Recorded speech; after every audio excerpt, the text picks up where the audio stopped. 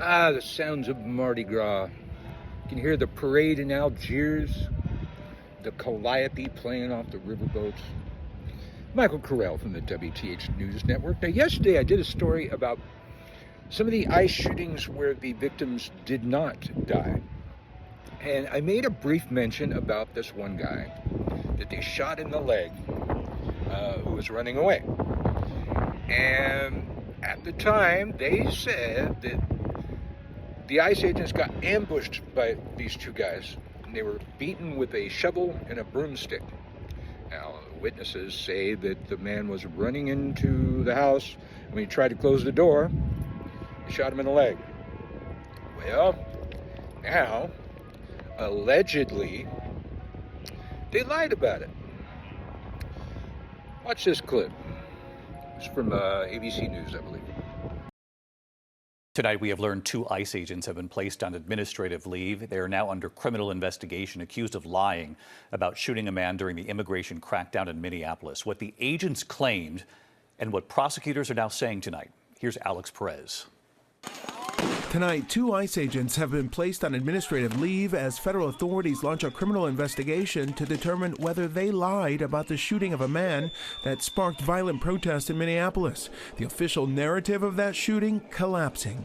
It happened 1 week after the fatal ICE shooting of mother of 3, Renee Good, an ICE agent shooting and wounding Venezuelan national Julio Cesar Sosa Celis. At the time, DHS accused Sosa Celis and another man of ambushing an agent, claiming Sosa Celis fled to a nearby home as they carried out a targeted traffic stop, alleging agents were attacked with a shovel and a broom handle. But an FBI affidavit casting doubt, suggesting Sosa Celis wasn't even in the car that was stopped.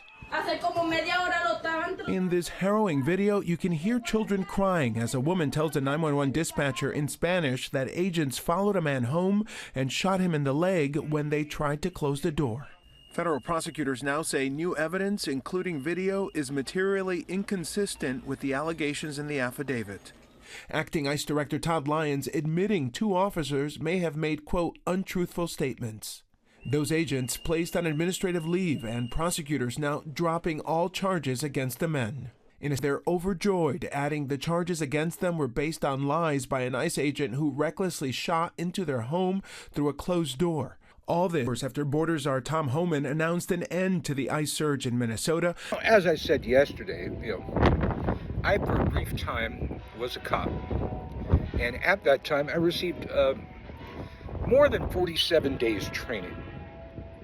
The only time when you can fire through a door where you don't see the suspect is if somebody is firing at you through that door from the other side.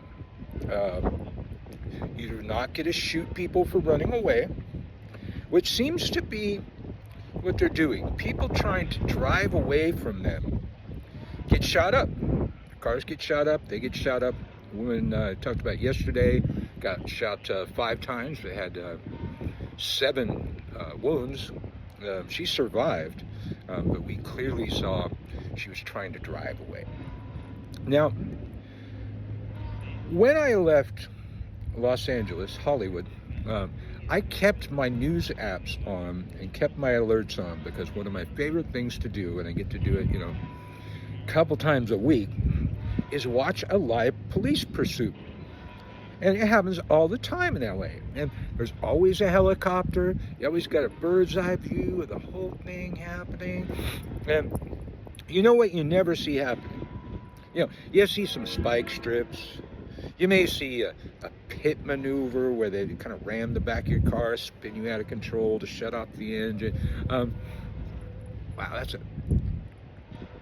quite a parade. I don't know if you can hear that over in Algiers, man. They are letting the good times roll over there. But the thing you don't see them shoot at the car or try and shoot at its tires. That's not done. This is not the Keystone Cops. This is not how this game is played. This is not. And so I want to stop hearing the words law enforcement officers to describe ICE officers. They're Gestapo. They are the secret police. Very little training and a whole lot of brutality. They don't know what the fuck they're doing. Now they're busting down doors without judicial warrants. Every one of those cases will be thrown out. Anything they charge anybody with, even an immigration violation, they will have to bring them back when that finally makes it to court. You know? That's why you always ask for a warrant, and the warrant has to be signed by a judge. Michael Carell from the WTH News Network, live on location in New Orleans. If you celebrate, happy Mardi Gras, y'all. Let the good times roll.